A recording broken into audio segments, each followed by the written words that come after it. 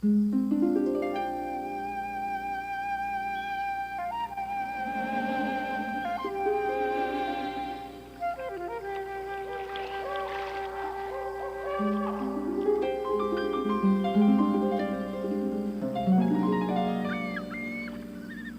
the legend was first told, no one can say. But it's heard in all those distant places where sea winds touch the shore. From the Arctic ice to the Suva Sea. They tell of 3 ships, great and white as Dover's cliffs, graceful as a Balinese dancer's hand. They sail, this fleet, in search of an unusual company of heroes, uncommon passengers to share an elegant odyssey of mystery and delight. Some say the ships are a dream, created by our ideal of what a voyage should be. But dream or real, the legend lingers, and the great white ships still sail. Legendary voyages to the most fabled ports throughout the world. And we wait, you and I, by the shore, our lives like orderly constructions of tile-topped towns nesting by the sea, waiting for an experience to fill a brief season of our lives with pleasure and discovery, adventure and surprise. We are as houses waiting by the sea for a white ship to come sailing by.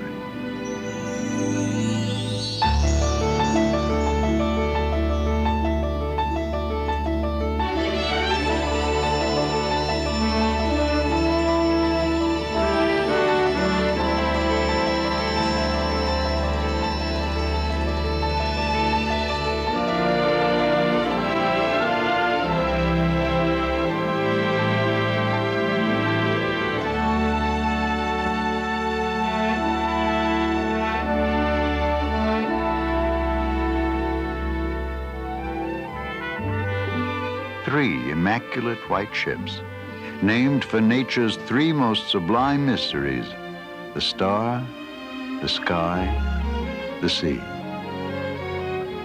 Created in the great yards of Finland, these grand ships were appointed with unparalleled grace and taste and intelligence.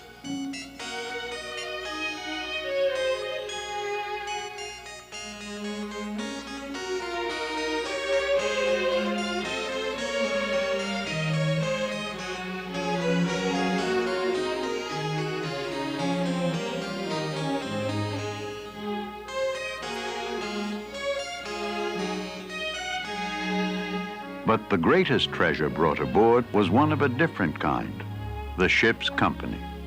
Crew and staff, concierge, waiters, penthouse butlers, and Scandinavian stewardesses all gathered from the great capitals of Europe, each trained in the European traditions of service, each gifted in the fine art of attention to detail, attention to you. And so we wonder, can this be real? Or is it merely an image in our minds of what all cruise ships should be, if they could be? Now, where would we go, you and I? Perhaps we would touch the passionate coastal towns of Mexico. It is said the greatest of their ancient gods, Quetzalcoatl, arrived by sea. His ship was white.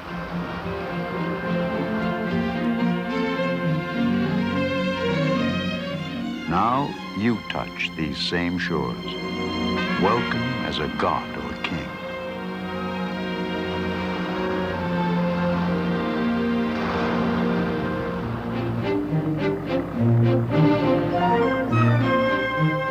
They say the Royal Viking Line ships will sail in a year farther than Magellan sailed in a lifetime. Many different voyages to virtually every navigable region on Earth, touching hundreds of cultures. You'll be reminded of this as you move through the Panama Canal, seeing the 2 Americas sliding by.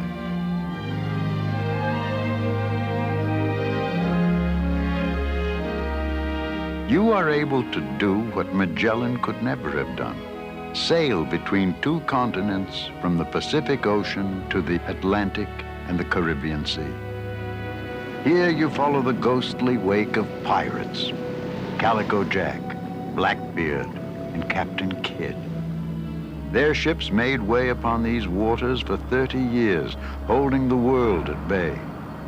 Here there are magnificent islands to explore, calypso rhythms, hidden beaches, and sunlight warm as a hand. It's morning. There is no past, no future.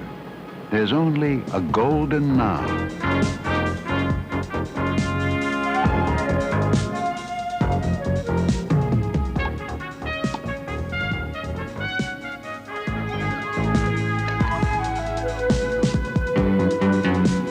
At sea, the rhythm of nature and the beat of your own heart are as one. But you alone control the cadence. It can be exhilarating and accelerated, or easy and relaxed as a buffet served on deck with casual elegance.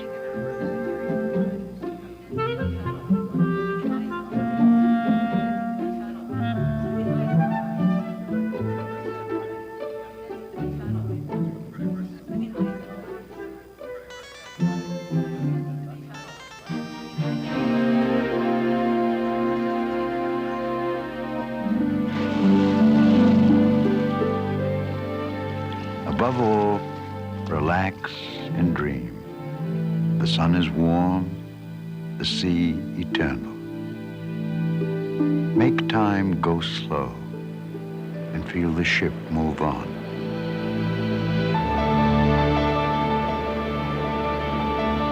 Perhaps you will follow the route of the clipper ships returning from China with tea to the eastern seaboard, where America's whaling captains dwelled. Northward to the St. Lawrence and the historically rich cities of Quebec and Montreal.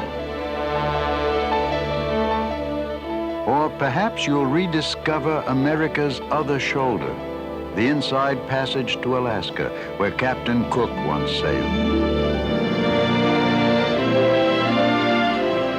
Can you hear the whisper of faraway seas, the echo of old adventures made new? Perhaps you and I will see a horizon unexplored if the white ships come sailing by.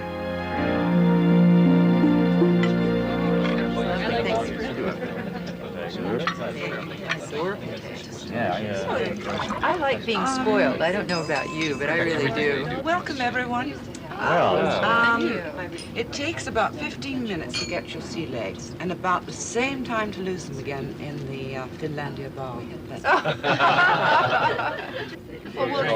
A Royal Viking Line cruise is many experiences, interesting friends, beautiful surroundings, and the time to enjoy them. And it can be a time for reacquaintance with oneself. 100,000 people left their homes. Time for cultural pursuits, new ideas in business, science, and the arts. There's time to plan an excursion ashore. So we'd stay overnight, you mean? Absolutely. We'd rejoin you to the ship at the next port. It's ideal. Test yourself with some new challenge. Listen to some of the world's great music. Everybody? Or share experiences with new friends. I wonder if you could help me organize a wonderful little party for about 6 or 8 in my cabin tomorrow. And I wondered if you could do your usual wonderful hors d'oeuvre and about 3 bottles of champagne. Yes, wonderful. Like setting up with caviar and a little smoked salmon. Yes, perfect. Maybe a little shrimps on the side with American dressing. Oh, wonderful. Yes, Yes, great. And then the butler will take care for it as usual. He knows all the details. Yes. I knew I could rely on you, Heinz. Okay, wonderful. Lives touch for a while, each enriched by the encounter. And the ship moves on.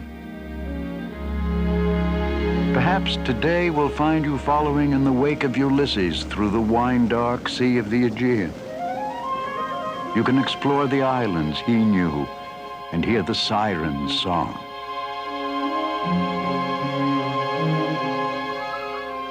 You could sail across the Mediterranean eastward to the Turkish coast and north to the towering minarets of Istanbul, to the Black Sea and the little-known cities tucked beneath the southern skirts of Mother Russia. Perhaps you'll call at the ancient ports holy to Arab and Christian and Jew, the land of the Quran and the Bible, or sail to fabled Alexandria, beyond which the pharaohs sleep in their great stone tombs. Or call at ports from which Columbus and da Gama sailed to discover new worlds beyond the old. Perhaps you'll pause a while in Venice, birthplace of Marco Polo, another great voyager of the past.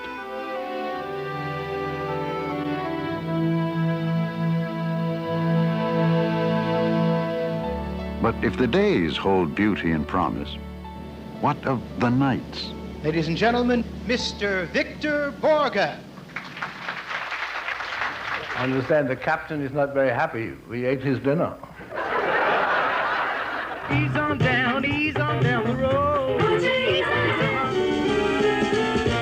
I got freedom, I got music, I got freedom to dance for anything.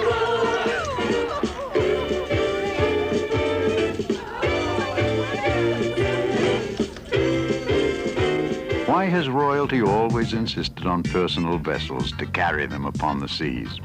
Perhaps it's to escape for a while the obligations of their positions, an opportunity to be simply themselves. Here they're free to do as they wish, in beautiful surroundings, among interesting people. Now the lid of night is softly closed, and the white ship moves on.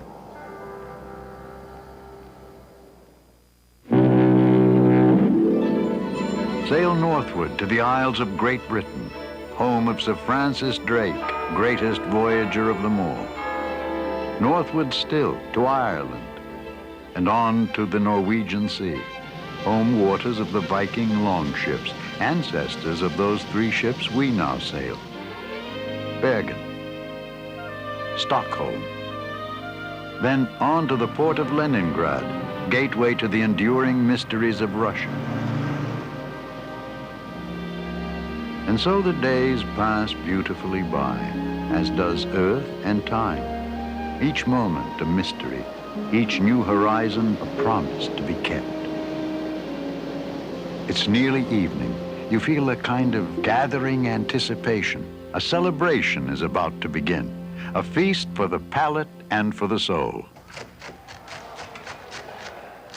Royal Viking Line dining is a legendary experience, praised by voyagers everywhere.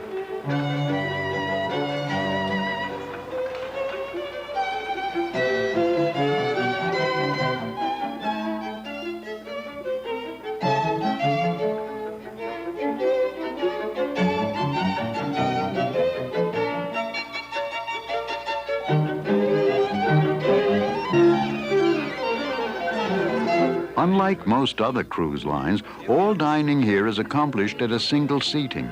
The dining area is so spacious that everyone can be served at one time. So there's no hurry. Royalty cannot be rushed. And with your continental waiters, wine steward, head waiter, and maître d'hôtel, royal is exactly how you'll feel. Food tonight? Yeah, everything is fine. The wine is okay? This really has been a royal treatment. No complaints at all. So pamper your palate. Enjoy your dinner. Take the time to relax and explore new friendships. Enjoy.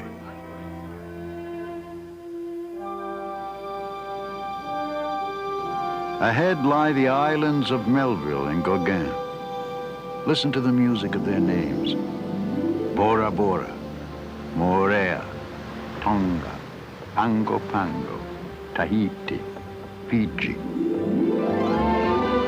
This way came Captain Cook and Drake and all the great wanderers of the ages. Here are those places Jack London called the last Isles of Innocence. Here, too, are ports like Sydney that tell us of the future, and Bali, which tells us of the past. Explore the treasures of Bangkok. And far to the north, exquisite Japan.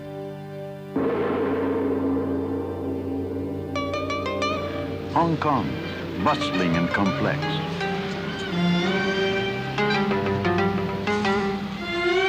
Here in the China Sea, you feel the sigh of the East upon your face, whispered promise of mysterious delight.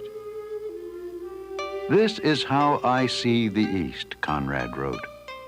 I have seen its secret places and have looked into its very soul.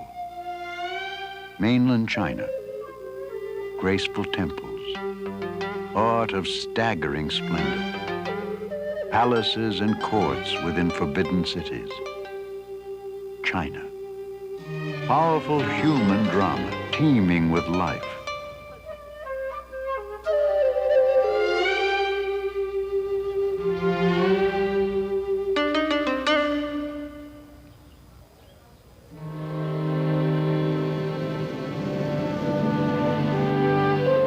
And still we wonder, could such an adventure be? Could we set sail to the four corners of the earth upon ships which seem not unlike grand hotels set to sea, where your every whim carries the weight of a royal command? There is no doubt that the ships are real as our own quest for adventure, as real as our need to break free from the rhythms of our life for a while and to explore new sensations, new ideas, new pleasures.